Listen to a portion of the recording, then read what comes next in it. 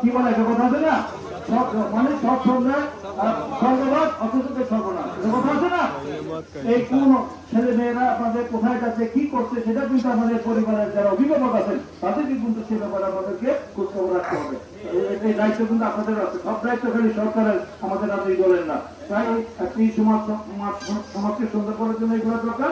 আর আপনাদেরকে আবারও বলছি যে আমরা আমাদের নির্দিষ্ট লোকজন আছে তারা, আপনারা যে আজকে যে উঠে যাবেন, আজকে যারা মানে দীর্ঘদিন এলাকা থেকে বিতাড়িত ছিলেন, আজকে আপনারা আমাদের সমাজে উঠছেন, উঠে কিন্তু আপনারা কোন রকম কোন দাম্ভিকতা অহংকার আমি কি হনুরে আমাদের কোন রকম মানসিকতা দেখা যাবে। আমরা সবাই আগে যেভাবে ছিলেন সেভাবে থাকবেন। কোন রকম যে ওই পক্ষ যারা দুই পক্ষতে আছেন, দুই পক্ষের মধ্যে আজকে আমাদের সামনে আপনারা ওয়াদা করেছেন, প্রতিশ্রুতি দিয়েছেন, অঙ্গীকার করেছেন আপনারা শান্তি এবং সহাবস্থান করবেন, কোন দ্বন্দ্ব জ্বালাবেন না।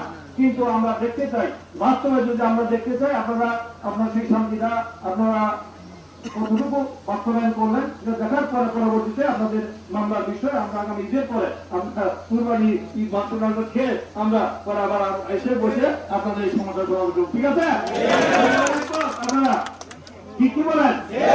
আপনারা ভালো থাকবেন, সুস্থ থাকবেন ইনশাআল্লাহ।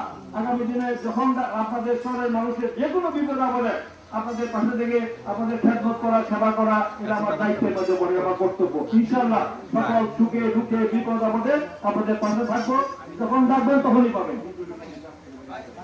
এবার যারা এলাকা থেকে এখনো বাড়িতে উঠেন নাই, আজকে এই মুহূর্ত থেকে আপনারা চলে যাবেন, তারা আপনারা আপনাদের প্রতি ভিটামাটিতে বাড়িতে উঠবেন, বাড়িতে থাকবেন, শান্তিপূর্ণভাবে থাকবেন, আমরা সবাই চলে যান, বাড়িতে যাবেন। এবং আমাদের এলাকায় যারা ভূমিপুরে আছেন, আমাদের দলের নেতারা আছেন, সবাই সাথে যাবেন, সাথে গিয়ে উঠে দিয়ে আসবেন, যাতে কোনো রকম যেন কেউ টু শব্দ না করে, কোনো সমালোচনা করা যাবে না।